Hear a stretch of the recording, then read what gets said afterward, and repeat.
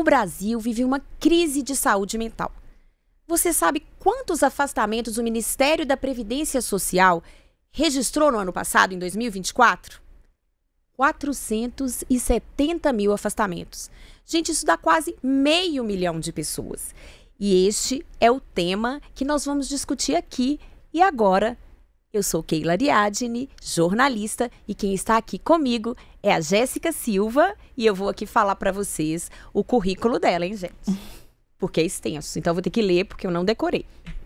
Ela é psicóloga, ela é especialista em promoção da saúde mental, ela é produtora cultural, atua com projetos de impacto social e é cofundadora do coletivo Imani, um espaço de partilha para pessoas pretas e pardas que promove pautas de diversidade, etnia e raça. Jéssica, seja muito bem-vinda. Obrigada, Keila, obrigada. Olá a todo mundo que nos ouve, nos assiste, prazer estar aqui. E para falar de um assunto tão importante, né? Então eu espero contribuir para essa discussão, para essa reflexão. E eu vou fazer uma pergunta bem básica, eu quero que todo mundo preste bastante atenção, porque ela pode parecer óbvia. Tá tudo bem? Olha, não vale a pena mentir essa resposta para uma psicóloga, tá? É só uma dica que eu deixo. Tá tudo bem comigo e com você? Tá tudo bem. Ótimo. E olha, gente, pensa nessa pergunta. É uma pergunta simples que a gente ouve o tempo inteiro. Tá tudo bem? Agora você já parou para pensar no tanto de interesse que cabe nessa pergunta e o tanto de verdade que a resposta a essa pergunta pode trazer? E é interessante pensar que muitas vezes a gente responde de uma forma automática, tá tudo bem, muitas vezes não estando bem, e isso já nos sinaliza como a gente se habitua a não prestar atenção em como está, né? Na minha atuação, nas ações que eu faço em empresas, com grupos terapêuticos, eu costumo perguntar o que você está sentindo agora, mas eu não digo de nenhuma condição biológica. Não pergunto se você está com sono, se você está cansada, se você está com fome, como você está se sentindo agora. E isso deixa muito evidente como a gente negligencia os nossos sentimentos, né? Como a gente está se sentindo. Com certeza, porque é uma pergunta que você faz no automático. Então, às vezes, você pode estar ali com um colega, com um irmão, com um vizinho, e ele vai responder no automático se você não tiver aquele olhar empático, prestar atenção. E a gente vai falar sobre isso aqui durante esse episódio. É um episódio do Pode Cuidar, que é um podcast que faz parte do programa Cuidar, que foi criado para discutir o compromisso com a qualidade de vida e com o bem-estar. Então, vamos voltar nessa questão do tá tudo bem? Porque eu quero te perguntar, Jéssica, sobre os sinais de alerta que a gente deve perceber no nosso entorno. Porque quando eu trouxe aqui os dados iniciais de 500 mil de pessoas afastadas do trabalho, gente, mais da metade é por depressão ou ansiedade. São dados do Ministério da Previdência Social. São dados que o Ministério registrou. Mas e todos os dados, estatísticas e pessoas do nosso convívio que estão passando por uma situação que a gente não está percebendo, né? Que a empresa não está percebendo. Então, quais são os sinais principais de alerta para a saúde, para a gente prestar atenção na saúde mental? Existem alguns fatores que são importantes para a gente pensar no contexto dessa resposta, né? O primeiro é que o adoecimento mental, ele está intimamente ligado também com o físico. Então, a saúde física e a mental são muito interligadas, né? A gente já fala com muito mais facilidade de doenças psicossomáticas, por exemplo, que tem um fundo psíquico, um fundo psicológico, mais uma afetação física. Então, o que aparece no mundo físico também pode afetar o psíquico e vice-versa. Então, esse é um bom ponto de partida para a gente refletir. Um outro ponto interessante é que os adoecimentos não aparecem repentinamente. Sim. Então, se tratando em saúde mental, você não dorme um dia completamente bem e acorda com um adoecimento desenvolvido. Então, o contexto vai sinalizando aos poucos uma disfuncionalidade, algo que não está muito bem. A gente precisa ficar atento, por exemplo, nos sinais físicos, em como o meu corpo opera. Então, eu tenho uma pessoa que está irritadiça, ela se irrita com facilidade, então ela está me sinalizando ali um estresse, não está dormindo bem, não está se alimentando bem. Então, essas afetações podem me mostrar aí uma pessoa estressada com algo pontual, mas também que está desenvolvendo algum adoecimento em saúde mental. Então, convivendo com as pessoas, a gente acaba aprendendo como elas funcionam. E aí, de repente, essa pessoa que convive comigo todo dia tá um pouco mais estressada, o humor muda muito. A gente percebe isso. Dá né? uma má resposta que não é o comum daquela pessoa. Então, quando eu trouxe essa pergunta aqui, eu volto a insistir, o tá tudo bem, gente, são pessoas que estão conosco, fazem parte da nossa rotina. Então, o que a gente pode fazer para ter um olhar e uma escuta e prestar atenção no que aquele comportamento, como a Jéssica está trazendo aqui, né, Jéssica? Sim, sim. E tem um outro dado muito interessante, que é quando a gente percebe que uma pessoa não se sente mais satisfeita em realizar atividades que antes geravam muito prazer. Então, é aquela pessoa que adorava estar numa roda de samba. E aí, de repente, você chama essa pessoa para ir para a roda de samba e ela, eu acho que hoje eu não quero. E na semana que vem ela também não quer. E na seguinte ela também não quer. Então o que está acontecendo com essa pessoa? E é o famoso quando você conhece uma pessoa e você faz uma pergunta para ela e aí ela fala não, você fala, isso não está normal. Você não está normal. E quando eu tô falando normal, é um comportamento daquela pessoa, né? Ela não tá operando dentro do esperado dela, né? Entendo. Então, eu acho que esse é um bom ponto de partida pra gente observar as pessoas ao nosso redor. Mas é muito importante a gente também trazer essa reflexão pro âmbito individual. Eu consigo perceber quando eu não estou bem? Porque como a gente começou com uma pergunta muito interessante, você está bem? De alguma forma a gente aprende socialmente a maquiar os nossos sentimentos. Às vezes, essa maquiagem ela é tão bem elaborada que nem nós percebemos o que está por trás disso aí. Então, será que eu consigo identificar que aquilo que antes me gerava satisfação não gera mais? Como é que está a minha vinculação com os meus hobbies, com o meu lazer? Isso tudo precisa entrar em questão. E é a questão do autoconhecimento. Sim. Né? Da importância de olhar para dentro. Né? Porque a gente está falando aqui de olhar para o lado, de olhar, prestar atenção. Mas olhar para si, se entender um pouquinho, saber se é um momento, não, eu só estou cansado. Sim. Só estou com vontade de ficar em casa hoje. Mas observar os padrões, né? Você acha que os padrões podem dizer muito da gente? Sim. Sim, e inclusive a permanência desses sentimentos, né? A gente sabe que a vida é feita de altos e baixos. Então, vai ter fatalmente aquele dia em que você vai estar um pouco mais triste. E tudo bem, porque a tristeza, ela é também uma resposta saudável. Se você estava com uma expectativa grande em determinado evento e de repente essa expectativa se frustra, é saudável que você fique triste, é esperado que você fique triste. Mas se essa tristeza se prolonga, ela se estende, ela vai alcançando outros pensamentos, ela reduz o seu tônus emocional, tudo isso desperta um alerta.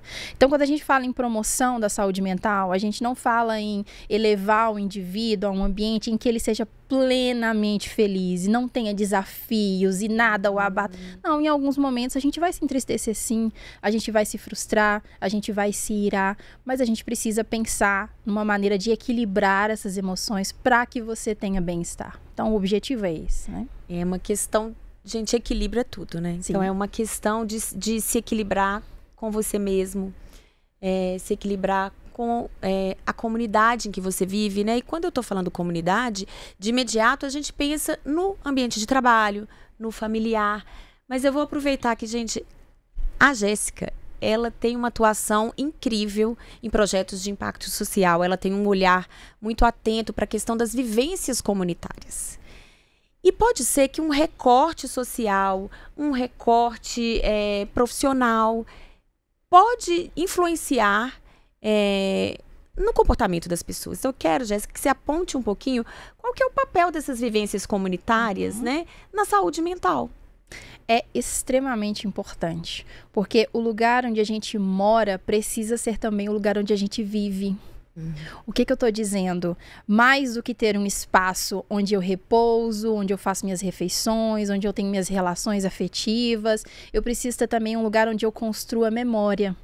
A cidade onde eu moro, ela precisa ser muito mais que uma paisagem da janela do carro, do ônibus, que seja. Eu preciso estabelecer momentos ali.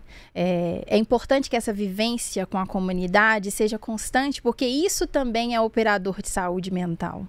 Senão a gente cai num dilema que é muito comum da vida adulta, que é trabalhar, ir para casa, voltar para o trabalho, e aí você está em busca de um dinheiro que você já gastou, para recobrar um equilíbrio financeiro que você já perdeu, e a gente fica numa busca incessante, um esvaziamento de sentido muito grande, porque é isso que isso gera na gente, né? Como se você estivesse correndo atrás do vazio, de um tempo perdido, e a vida vai experimentando esse esvaziamento.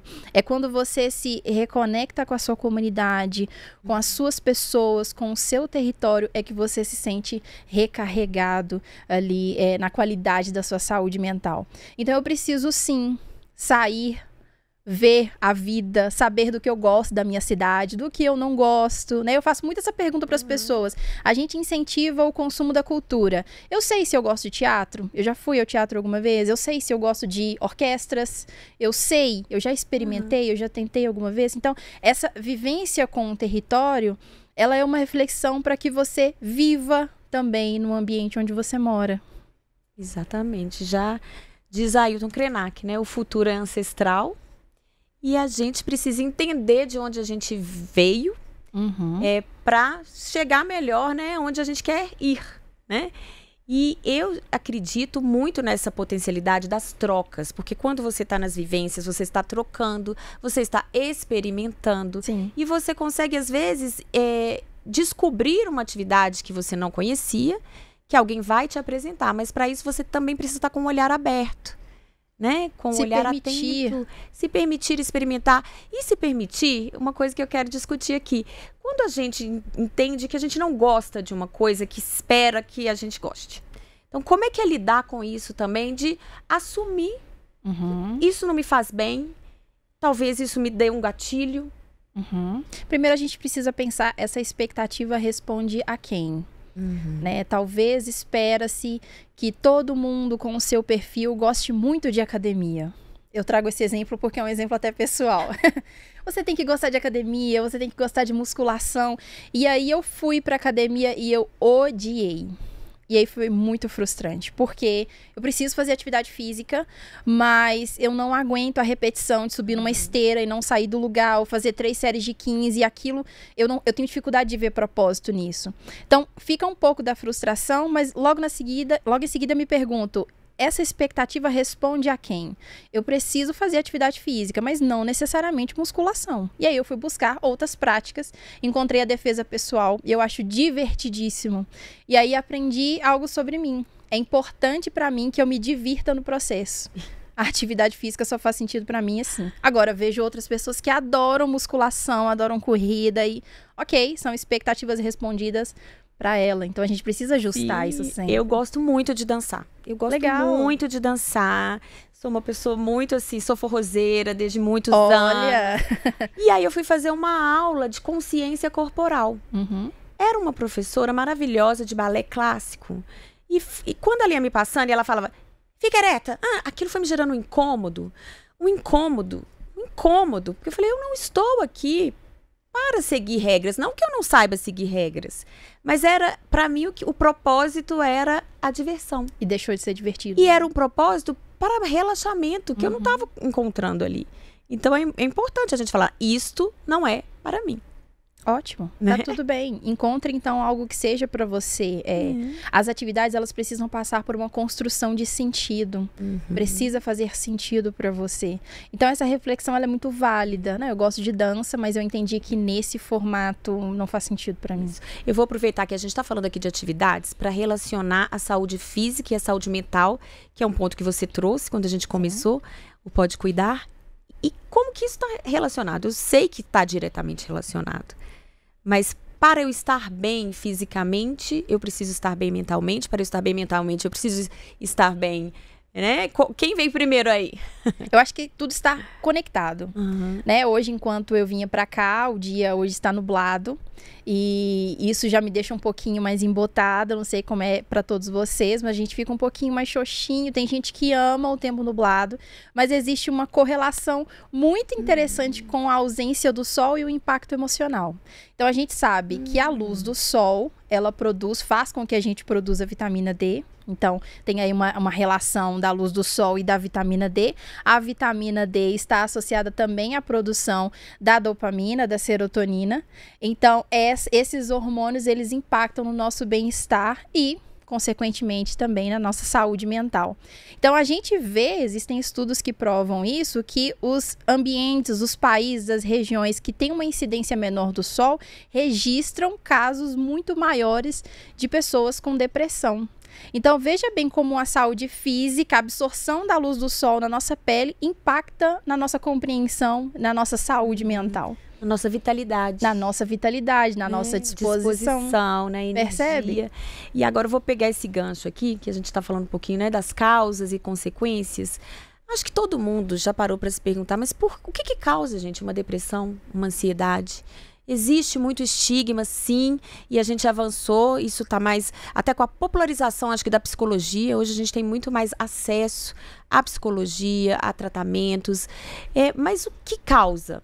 A gente consegue responder, até biologicamente falando, porque pode ser que a gente pense, mas por que eu tenho depressão? Minha vida tá ok, eu tenho um bom emprego, eu tenho um relacionamento, meus filhos estão ótimos. O que pode dar esse... Eu digo biologicamente mesmo. Uhum. Esse quadro diagnóstico, ele é multifatorial, como a maioria deles em saúde mental. Então, eu posso considerar fatores biológicos, por exemplo, o mau funcionamento da tireoide, ele pode aliciar um quadro de depressão, né? Eu posso levantar fatores de histórico familiar. Já se percebeu que pessoas que têm um histórico de diversos parentes na família com depressão também potencializam o desenvolvimento desse diagnóstico. Eu posso levantar fatores sociais, ambientais.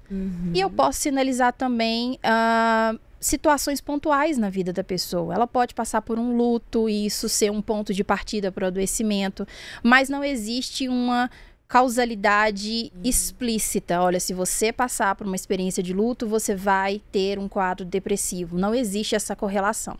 Mas quando a gente pensa em depressão, a gente precisa considerar diversos fatores. Um deles, sobretudo, é político, né? Se eu penso que uma pessoa não acessa bens e serviços, que ela não se alimenta adequadamente, que ela não tem acesso à educação, lazer, isso cria um pano de fundo extremamente complexo para o desenvolvimento de adoecimentos em saúde mental.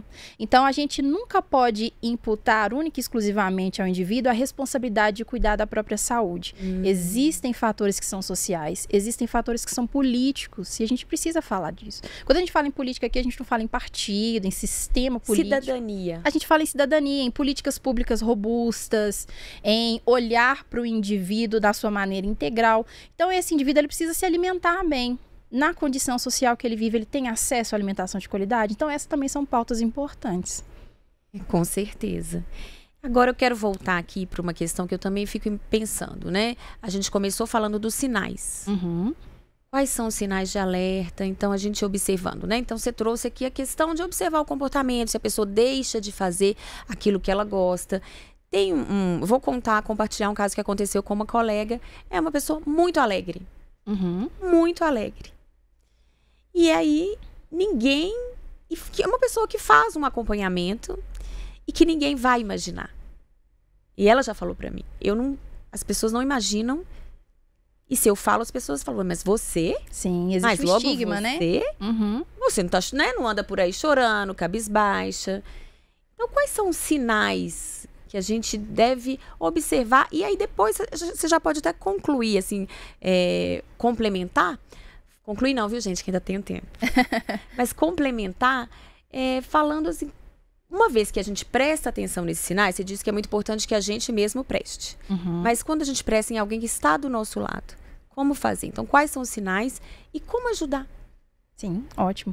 A gente identifica que existe um limite. Nem sempre a gente consegue prestar atenção em todos os sinais.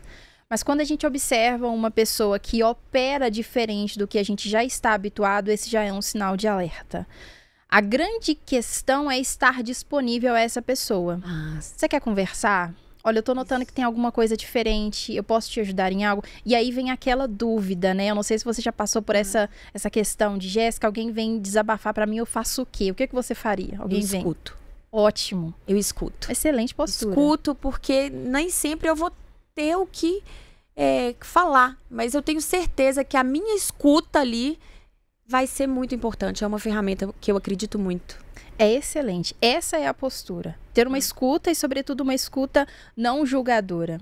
Em geral, quando alguém quer desabafar, alguém nos procura para desabafar, essa pessoa não necessariamente quer que você apresente uma solução, porque essa é a nossa angústia. Meu Deus, ela está me apresentando um problema, o que eu faço para sanar essa situação? Como se a partir do momento que a pessoa te apresenta um problema, ele passa a ser seu. Isso, e aí você tem que administrar. Quando, na verdade, a pessoa desabafa, ela quer ouvir eu entendo o que você está trazendo.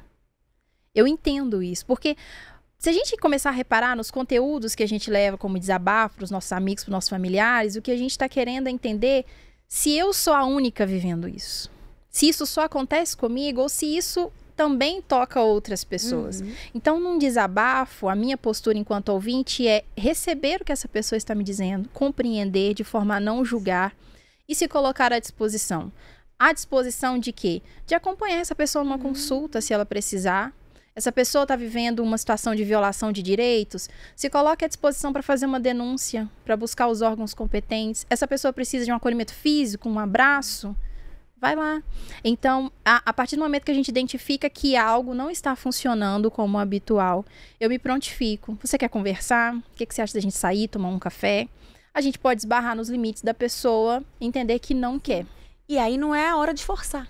Né? Sim, mas o que você tem? Eu tô vendo que você não tá bem. Isso também imagino que não é legal, né? Mas acho interessante a gente continuar afirmando a nossa disponibilidade. Sim, ali. Não desistir das Exato, pessoas. É importante. Recentemente eu passei por uma grande amiga num processo de luto e eu sempre tentando mostrar a minha disponibilidade e ela recuando.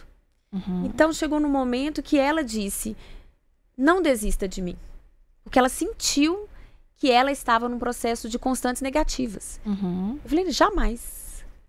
Eu estou aqui. Então, de vez ou outra, olha, você quer falar? Até que chegou um momento que bom que ela conseguiu, porque era o momento que ela precisava. Então, eu acho que essa questão da gente também compreender os sinais e do timing. Porque, às vezes, é um timing que a gente precisa agir rápido. Quando eu digo agir rápido, ouvir aquela pessoa, isso que você disse, né? Você está precisando de uma indicação, de alguma questão prática. Porque a gente não vai salvar necessariamente as pessoas, mas a gente pode sim salvar uma pessoa de um adoecimento mais grave. E é importante, esse ponto que você traz é importantíssimo. Qual é o nosso lugar frente a essa ajuda? A gente não pode encarar essa demanda como de salvação. De jeito nenhum. Porque isso se torna também um peso. Então, existem profissionais capacitados, já com todas as técnicas necessárias para lidar com isso, coloque na mão desses profissionais. Né? Então, o papel de quem observa essas mudanças e deseja ajudar é se mostrar disponível. Se mostrar verdadeiramente disponível, como eu trouxe aqui, né? Sim. Quanto de interesse cabe nessa pergunta? Tá tudo bem? E aí, eu imagino assim, nesse momento da escuta, né? Você ouve, você acolhe. E por falar em acolher, como é que ficam assim os familiares de uma pessoa que está em depressão? Porque como lidar com toda essa é uma carga emocional, é uma responsabilidade do cuidado. E essas pessoas podem sim precisar também de cuidado. Sim, é uma situação que de alguma forma afeta todos que estão ao redor. Então, cabe sim uma avaliação se algum profissional observa ali uma pessoa que sim está passando por um episódio depressivo. Cabe avaliar quem está ao redor, quem também demanda esse cuidado e fazer um trabalho integral, entender o que pode ser feito. A gente ouve muito a frase, todo mundo precisa de terapia. Já ouviu essa? É um clássico. Já. Todo mundo precisa de terapia. Eu gosto de pensar que a terapia é para todos, a psicoterapia é para todos. Mas existem outros momentos que essa pessoa não vai sentir interesse em fazer psicoterapia e eu preciso entender isso também. Né? A gente mencionou aqui questões sociais. Se eu tenho um pai de família em condição muito fragilizada, uma condição financeira muito fragilizada, essa pessoa trabalha muito e não consegue sustentar as contas em casa. Essa pessoa vai ficar mal, é evidente que essa pessoa vai ficar mais abatida, frustrada. Naquele momento, a psicologia pode entrar sim, e ela vai ser efetiva. Mas se esse homem tiver acesso ao emprego e renda com dignidade, se ele conseguir morar num lugar digno, matricular os filhos na escola, olha o problema sendo solucionado. Então, a psicoterapia, ela é para todos, mas muitas vezes o que a gente precisa é dignidade no acesso a bens e serviços, convivência comunitária, saúde nas relações. A gente precisa descentralizar da responsabilidade do indivíduo a própria saúde mental. Muito da promoção dessa saúde depende sim dos nossos passos, mas muito também precisa ser olhado com uma lente macro. Isso é maravilhoso, gente. Nem todo mundo precisa de terapia. Mas a terapia é para todos. É para todos. Né? O acesso, que maravilhoso seria que todo mundo que estivesse de fato precisando conseguisse, né? Sim. Esse acesso, porque é um momento, é um espaço de escuta, de reflexão. Eu vou trazer mais um depoimento pessoal aqui. Meu filho, ele começou a fazer terapia e falou, não, eu não quero mais. Uhum. Falou, mamãe, eu não sei o que eu falo lá na terapia. Um clássico, né?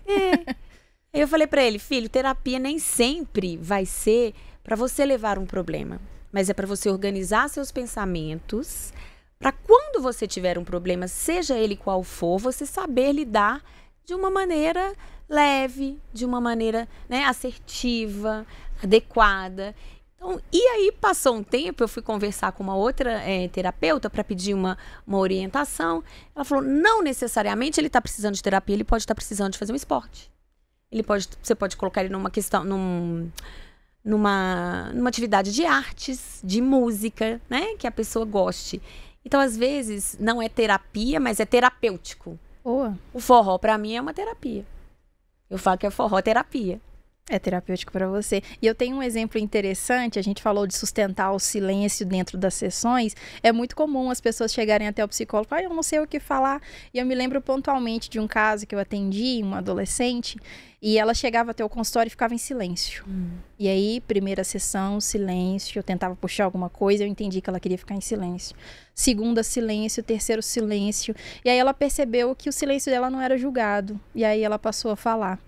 E, inclusive dizendo como era importante eu estar ali em silêncio, sem pressioná-la a falar algo. Então, sim, você pode ir ao psicólogo e, de alguma forma, sentir bem por estar em silêncio, porque aquele silêncio foi manejado de forma a ser terapêutico, a alcançar um resultado terapêutico, né? É porque não é para ser um momento de pressão. Jamais. Não é para ser. Apesar da terapia ser um pouco desconfortável.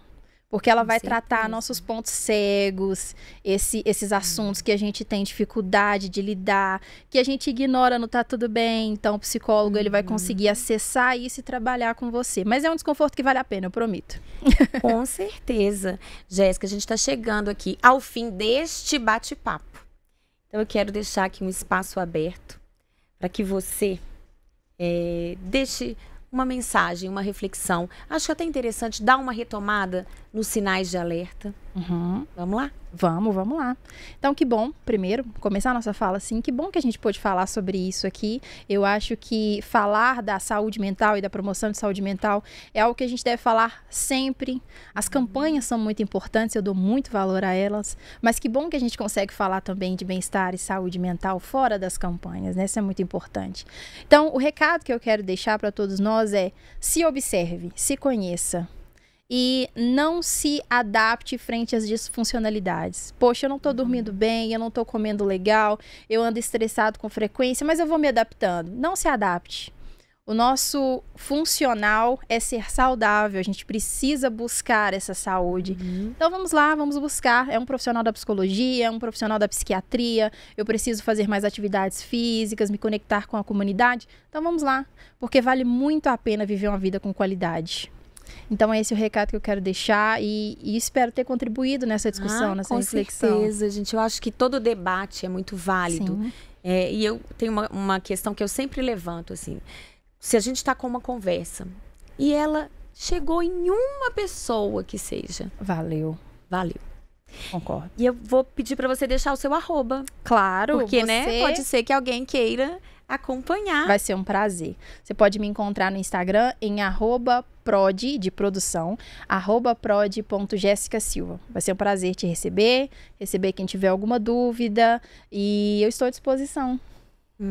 Ótimo, gente. A conversa acabou aqui. Isso. Mas já passamos aqui o @ de Jéssica.